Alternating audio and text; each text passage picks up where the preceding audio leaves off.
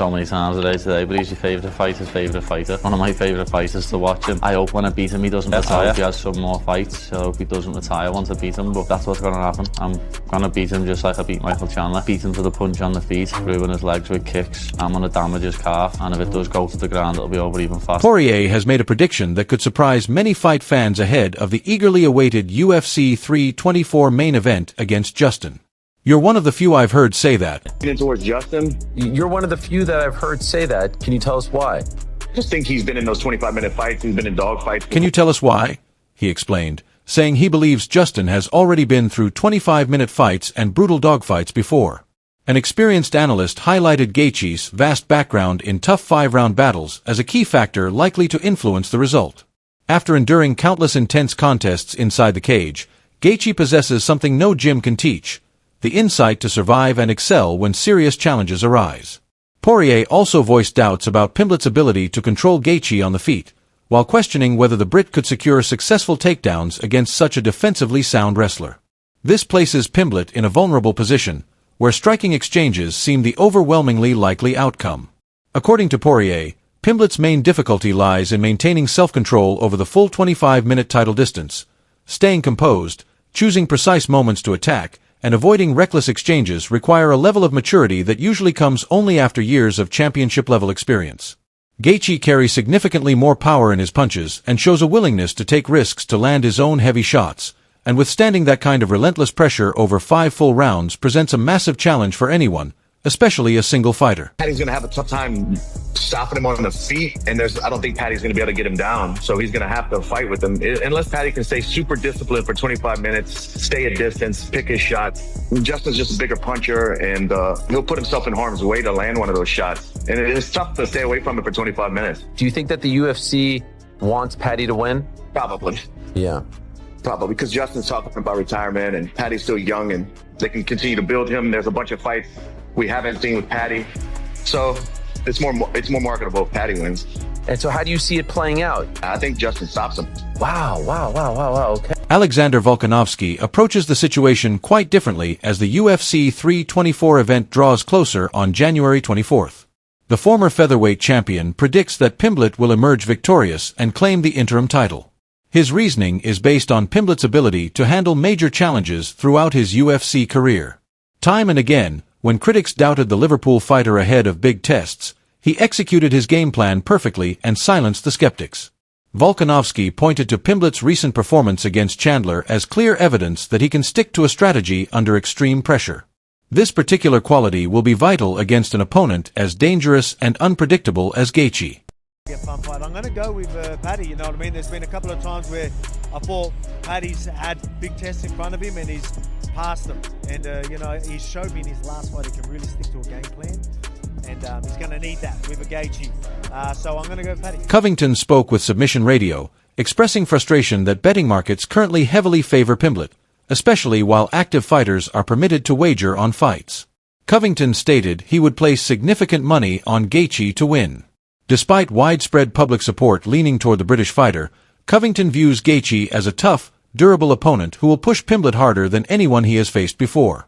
The test confronting Pimblett on fight night will reveal whether he truly belongs among the elite, or if his rapid rise was partially manufactured. You know, if he gets it done, it's because Justin's just so shot. He's been in so many wars, you know, he's been around the company so long, and that knockout to Max Holloway he just hasn't recovered from. So if he gets to win that, then yeah, there. But this is seems like a smash spot. Like, if I was able to bet fighting, which we're not allowed to because the feds got involved because that moron coach James Krause screwed it up for all of us, but this seems like a smash spot on Gaethje because everybody's on and all the public is driving the money line for Paddy Pimblett to be the favorite. But you know, I think Justin's still a tough dog, and he's going to come out there and give his all, and he doesn't want to lose this fight. This could be his last fight if he loses. So, you know, I think he's going to put Paddy to the test, and, you know, Paddy, you know, usually has to control the wrestling aspect, put guys to the ground to get his submission and to get his striking game working. So, you know, I don't know. Justin's shot on one hand, they're trying to give him an easy win on a silver platter to Paddy to build him up. You know, he's got a little bowl cut and a little mouth, and they think he's the next star. So, I don't know. It's a tough fight to judge. You know, how much is left in the tank for Justin versus a guy that's absolute nobody that hasn't actually accomplished anything in the sport yet. We shall see. Hooker added to the discussion with similar views, firmly rejecting the idea of Pimblett being set as the betting favorite. He emphasized Gaethje's exceptionally sharp takedown defense as a major barrier to Pimblett's game plan. He stated, "No, I don't agree with Paddy as the betting favorite. Gaethje's takedown defense is still very strong. I don't see him taking Gaethje to the ground. We also haven't seen Paddy in many fights against elite athletes in their prime." Belal Muhammad broke down the potential matchup on his YouTube channel and ultimately leaned toward Gaethje as well.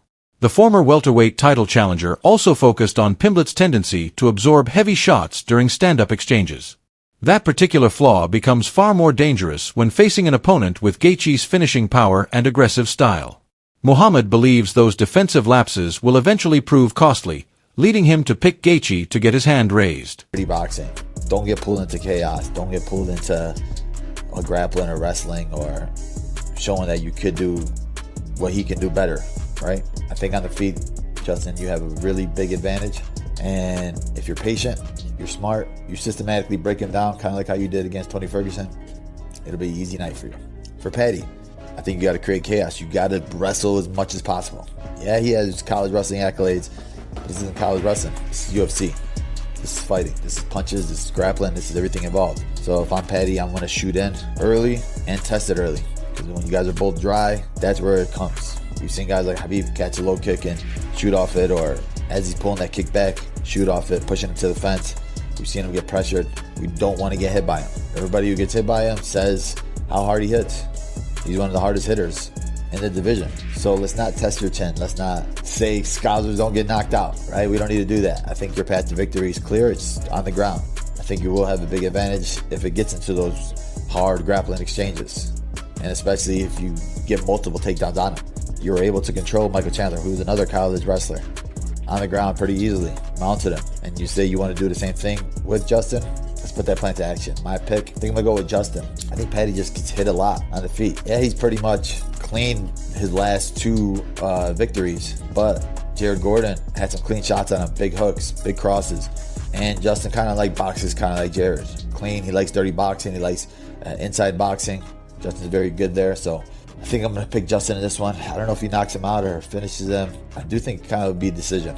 I'm going on the Tony Ferguson type fight because Paddy's tough. He's not hard to break. I mean, he's not easy to break. Chandler offered particularly compelling insight, given his unique position of having competed against both fighters.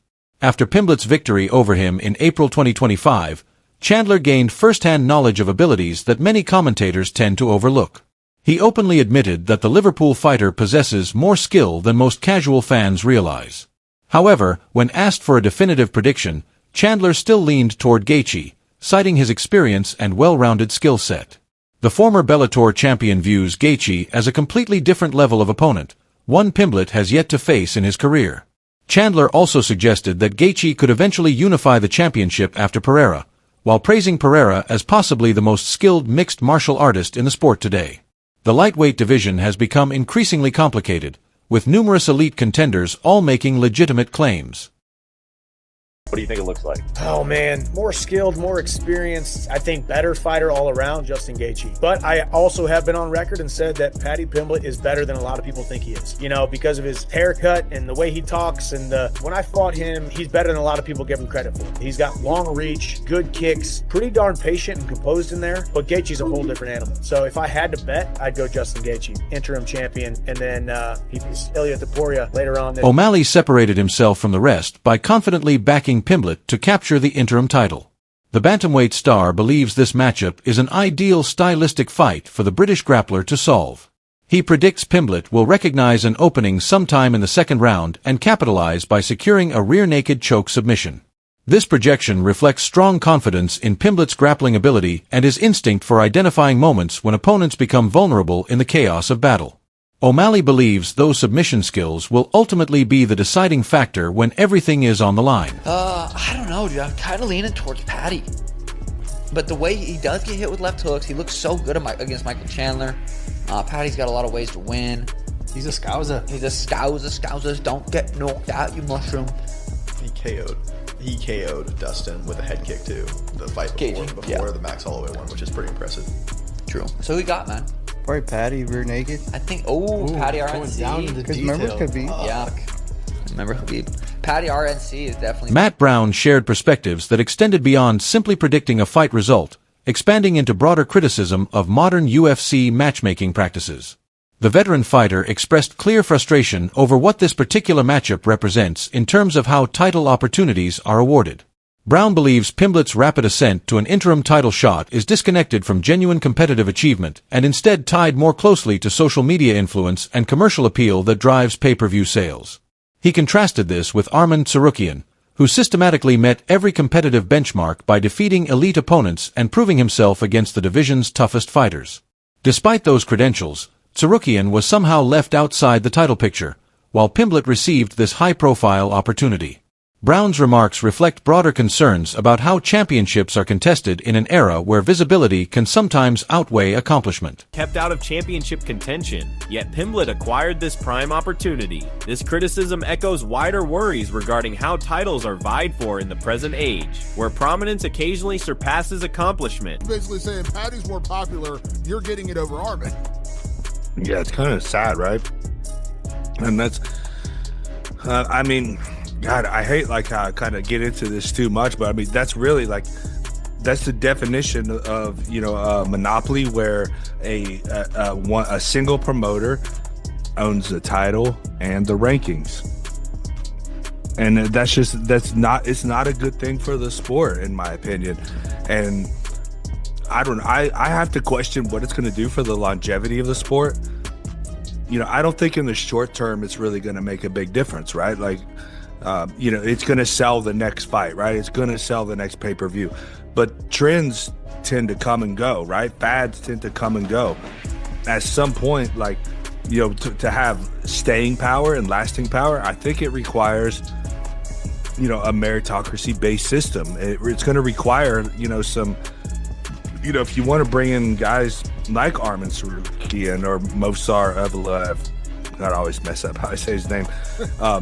You want to bring in these Olympic wrestling level guys. I mean, they don't want to have to go out there and put on some ridiculous show to become a champion. They don't want to have to go on Instagram and start a podcast and make you know, whatever kind of skits on social media and this silly kind of stuff. Like, they just want to be a world champion because they want to be the best athlete. And that's what makes me wonder how the staying power is going to be, right? When you're dealing with guys that are, you know, legitimate athletes that want to be legitimate athletes, and they're getting passed up by guys that are entertainers. Faber added opinions that aligned with others who favor Gaethje. The former WEC champion sees Gaethje as a fighter who truly thrives when bouts become chaotic, showing no hesitation to trade shots in order to deliver his offense. While Faber recognizes the threat posed by Pimblett's submission game, he relies on Gaethje's Division I wrestling background to provide the defensive tools needed to survive on the ground. That foundation allows Gaethje to steer the fight back to the feet, where he holds clear advantages and can operate at his best. Pimblett and Justin Gaethje, who do you favor in that fight? I gotta go with Gaethje. I feel like he's the one that loves to like get down and throw fist for fist, and he's also got the Division I wrestling to negate some of the biggest skill sets of Paddy. Paddy's like a very dominant grappler when it comes to submissions. I think Gaethje has the tools to keep it where he wants. He has faced both fighters over the course of his long UFC career and believes motivation could become a decisive factor that statistics and technique cannot fully capture. Ferguson suggests Gaethje's complicated history with interim belts and repeated, unfulfilled title ambitions may create mental pressure that affects his performance. In contrast, Pimblett's hunger to secure his first major championship could generate the kind of energy that pushes athletes beyond their usual limits. Ferguson sees vulnerabilities in both competitors based on his own experiences, yet he leans slightly toward the challenger, driven by the pursuit of a fresh opportunity and everything to gain. Bad, dude. Paddy's not bad. He's very beatable, and Gaethje's very beatable as well.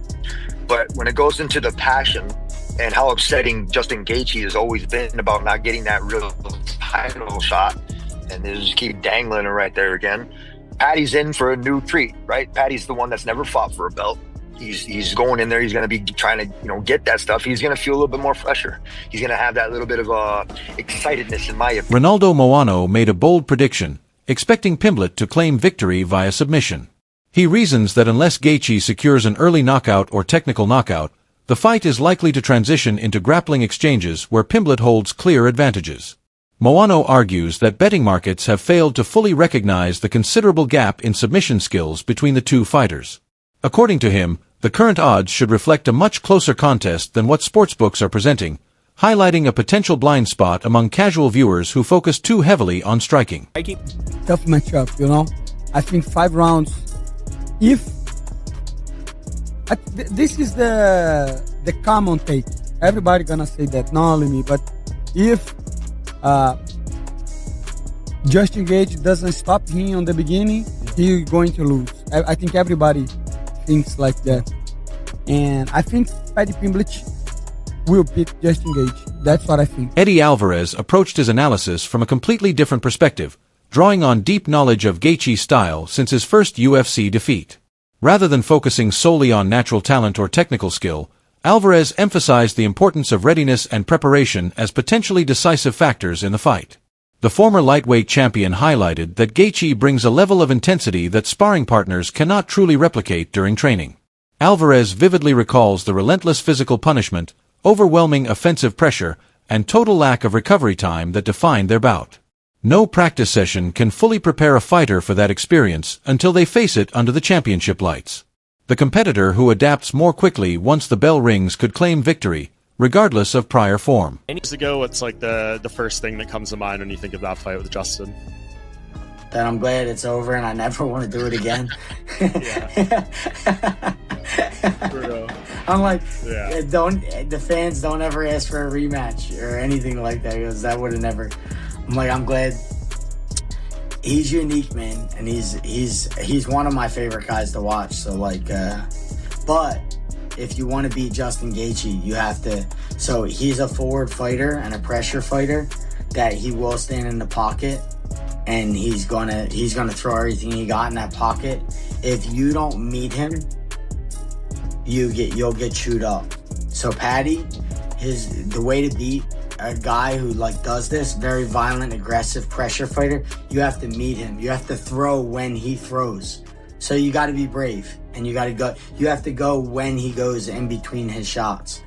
If you do that, you got a fair shot. If you don't do that, if you're not brave and courageous and throw when he throws in between his shots, it's going to be a really long night. It's going to be a hard night. This figure voiced support for those backing Pimblett, highlighting the British fighter's key qualities. The former middleweight champion also emphasized the renowned Liverpool resilience that has become central to Pimblett's reputation, while acknowledging Gaethje's status as one of the sport's most dangerous competitors. Bisping predicts Pimblett will secure victory by seamlessly transitioning between striking and wrestling whenever necessary. This ability to adjust tactics and alter the course of the fight serves as a strategic advantage, particularly when Pimblett needs to avoid dangerous situations or assert control. His capacity to threaten across multiple dimensions forces opponents to make difficult decisions about where to focus their defense.